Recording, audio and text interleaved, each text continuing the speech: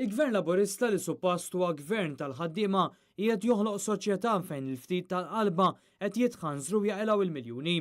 Waqt intervista fuq Net FM Mejdrin Delija qal li hija sfortuna lin-nies li mhux aġefolati bħal dawk qrib ta' Kastilja qed jgħixu għar, bil-konsegwenza li qed jikber distak bejn min qed jitħanżer u min qed ibati biex ilaħħaq mal-ħajja. In-nies normali, in-nies illi m'għandhomx dawn il-pjaċiri, dan il-lussu, dan il-prerogattiva, dan il-pjaċir tal-gvern, qed jgħixu għar. Qed jgħixu bħala ċittadini ta' tieni klassi. Qed jgħixu fil-lira inqas. Fil-Jum Internazzjonali kontra l-Korruzzjoni, il-kap tal-Partit Nazzjonalista Mejdrin Delija fakkar kif il-Prim Ministru Joseph Muscat mhux biss qed jaħrab minn responsabilità, iżda b'mod surreali saħansitra qed jiġħad li jeżistu l-fatti dwar il-korruzzjoni fuq dawk li qreb tiegħu. Il-gvern jibqa' għaddej ġurnata wara ġurnata, ġimgħa wara ġimgħa, xahar wara xahar, proġett wara proġett.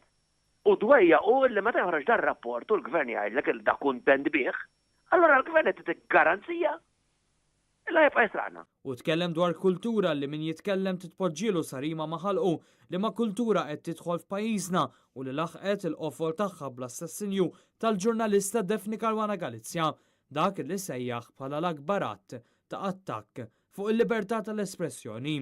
Meta dan il-leħen, meta din il-libertà, meta din il-prinċipju bażilari jiġi imrażżan, imsikket, imwaqqaf, allura kun tfisser li d-demokrazija tagħna qiegħda taħt teddida għal darb'oħra.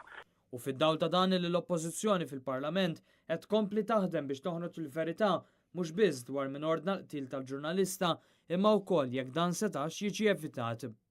Il-Partit Nazzjonalista huwa partit li jirrappreżenta id-diversità tan-nies, numru kbir ta' nies li jemmnu fil-Partit Nazzjonalista. Għalli issa aktar minn qatt qabel pajjiżna għandu bżonn lill-Partit Nazzjonalista biex ikun il-vuċi tal-poplu Malti wawċin.